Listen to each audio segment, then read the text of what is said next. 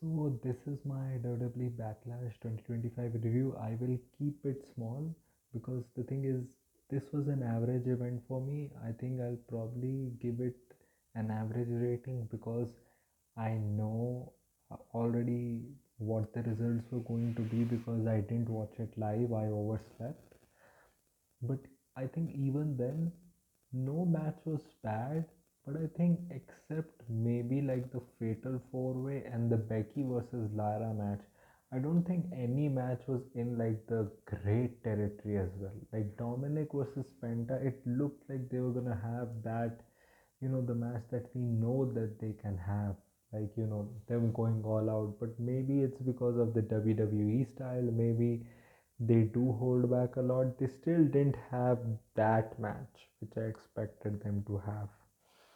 You know, they had some spots, Penta doing the tope con hilo, over the referee to the Judgment Day, that Mexican destroyer on the ramp, the end, El Grande Americano, like doing the headbutt, the heavy metal headbutt, costing Penta the win. It could have looked better, the headbutt. I think probably the plan is because like Ray is out for a while. I think probably the plan is like I think the AAA NXT event. It's probably gonna be Penta and Phoenix versus Dominic and El Grande Americano, or either it's going to be a singles match like Penta versus El Grande Americano, where Penta either like straight away beats him and exposes him that he's Chad Gable, or he beats him, but even in the end, like El Grande Americano escapes. Talking about Lyra versus Becky, a really great match. I really like how Becky, whenever she is a heel, she just lets the baby face do all the cool spots, and especially like her current heel is like you know out of touch, jealous granny veteran essentially. So it makes more sense. Although on the face, like typical like heel, so it makes sense.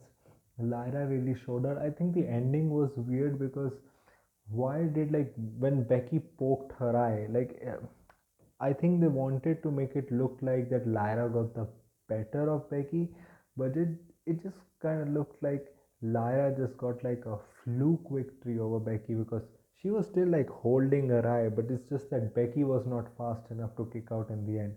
In the end, Becky, beat her up out of the match, gave her the disarmor also. She also like taunted her fiance between the match too. Like, finally, it's happening to the other gender as well.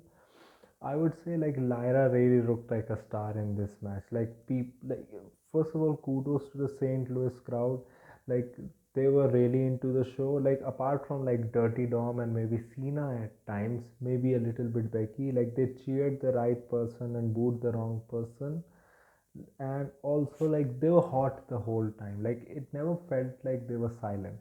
I think the show also went by really fast, but there was never like a lull period which they had, which I really liked. I do think this is probably going to lead to like maybe Becky versus Lara at Saturday night's main event, or maybe at a Raw or something where Becky wins the title, or maybe Bailey comes back and this leads to like a triple threat at Night of Champions, and maybe Becky pins Bailey to win the IC championship. And I think you can do a story where Lyra has the upper hand over Becky. Like Becky like won the Intercontinental Championship, but not because she beat Lyra. And you can have like a Becky Bailey feud over the IC title. Like run it till Mania. Also have Bailey get her moment at Mania. You can do a lot of things. Maybe put Lyra in the women's title picture going forward. Let's see what happens with that. We also had the Fatal Four Way. One thing I really liked about this match is that everyone got a chance to show out, but that generally happens. But I think apart from like Damien Priest, everyone had the chance to like show how agile and how improved they are, like show aspects of their like uh, move set which they don't really show that much. Like it showed how agile Drew McIntyre is, especially LA Knight really showed out here. Jacob Fatu is Jacob Fatu. Like Damien Priest, it was the least, But even then, he hit like a Hurricane Rana. Even then, he had the big like South of Heaven, like through the tables. Like Drew McIntyre hit his head. I hope he's fine. I do think this is probably going to lead to a Saturday night's main event. I think probably Damien is going to win in some way, and I will not be like surprised if they continue it uh, to Clash of Champions, because I think either like both of them cost each other the spot in the Money in the Bank ladder match, or maybe one of them goes and like cost them the Money in the Bank ladder match, and I think probably it will end at Clash of Champions. And I hope whenever it ends, I hope Drew wins the feud and probably have Aleister Black attack Damien Priest, and that way Drew wins. It also looks like they're waiting like till when Cody is back so that they can probably start a Drew Cody program as well. And like this crowd also showed how over LA Knight truly is. In the end, Solo saved Jacob, like got him off the table. Then LA Knight was angry.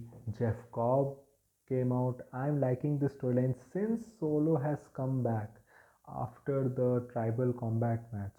Like the story between Jacob and Solo has been booked to perfection. People saying that he's just a cheerleader. Like it makes sense why he is. Like he lost everything.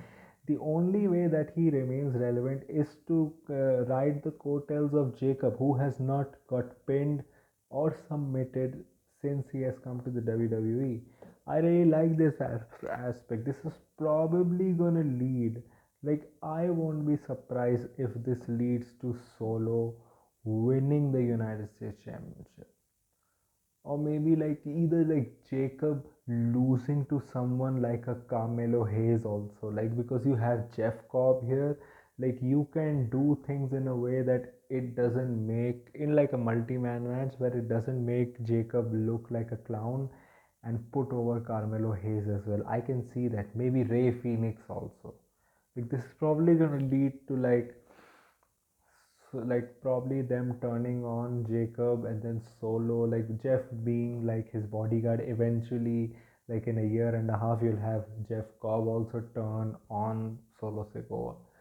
So I'm glad, and people saying that they don't care about Solo Sikoa, like this shows that they clearly care about both Jacob and Solo. Maybe Jacob more than Solo, but they do care about Solo. Then the Gunther Pat McAfee match. I really liked the match. Like Pat McAfee really showed out. Gunther did his thing in the end. He won decisively. Like Pat's chest was alright. I just didn't like him showing him respect. I get it. Like he's the valiant baby face. Gunther like showing respect that yeah you got it. But it's like the only person that he has done this to before is Cody. Like he shook Cody's hand, and then wouldn't had this make more sense if Gunther like just beat up Pat McAfee more after the match, because you want him to be like the villain, like when so that when eventually like Gunther goes out of hand and just keeps beating someone else in the future, you can have someone like a valiant hero like Goldberg come out. Because who is Gunther going to face next? Like who is his feud gonna be? Like who is there on the Raw roster that Gunther can go into a feud with? I don't think he's gonna go into a feud with Michael Cole. So let's see what happens. So I have talked about every match. Like let's talk about John Cena versus Randy Orton. It was a fine match. I really didn't pay notice to most of the matches that much because there are other things going on the net also. I was like doing multitasking. But I think this match was fine. It was, an overbooked mess. Like each match kinda had that distraction finish. Like probably apart from like Gunther versus Pat McAfee, but even that had the Michael Cole interference, but that didn't really like count into anything. The one thing that I liked about the John Cena Randy thing was the continuation that they're doing of John Cena winning with the belt shot, and also that Randy Orton does not hesitate before hitting the punt kick, kind of like what Cody did. And also their video package was really good. It's just that That R-Truth finish doesn't make sense to me. Like, that is a comedy gag, and you're having a match which is built up like 25 years in the making, one lifetime, and John Cena wins because a comedy jobber, a mentally ill comedy jobber who thinks that John Cena is his childhood hero when he is older than John Cena, is the reason that Randy loses his final match against John Cena that he's ever gonna have against him. It just doesn't, like, it's like a mind boggling finish. It's just like it shows that how much John Cena's heel run has not been planned. Like, they are going with the vibes. Like, you can see it with his promos also. Like, there's no like real substance. Even like they're doing like the basic things. Like, John Cena is like heel turn is kind of like if you like write heel in like some computer software and like put it inside John Cena, C Nation John Cena's head, and this is the heel version that you get. It's fine, but nobody really listens to what he's saying.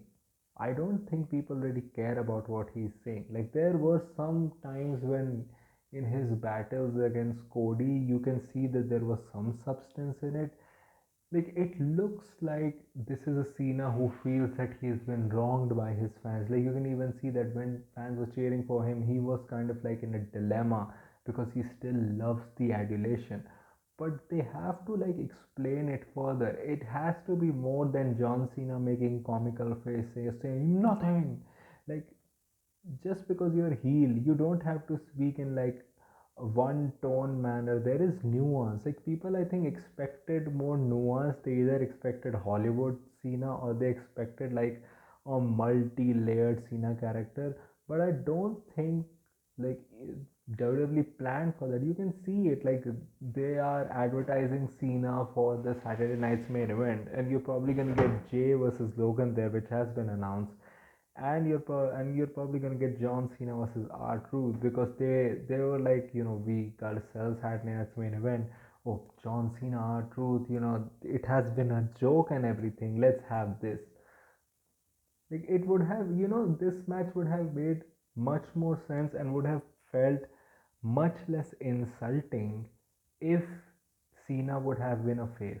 Like R-Truth could have won like a battle royal or something, and Cena would have been like a face champion coming out, hyping him up and everything. Because I do think what's gonna happen is Randy is probably gonna get suspended because he like argued Nick Aldis and everyone, and this is probably gonna lead to some way that R-Truth is gonna win something, and it's gonna lead to John Cena versus R-Truth. I don't know how the match is going to be. This is going to be another overbooked mess. But I do think we'll probably like because he's going to be at Money in the Bank also, and Money in the Bank also is not that far away after Saturday Night's main event. Like, Saturday Night's main event is probably gonna happen in what, week, 2 weeks? Like, probably after my exam ends, which is gonna start on May 14th. So after that, there's not much time like before Money in the Bank. Money in the Bank is gonna happen on June 7th. It's gonna lead to something, maybe a punk match or something.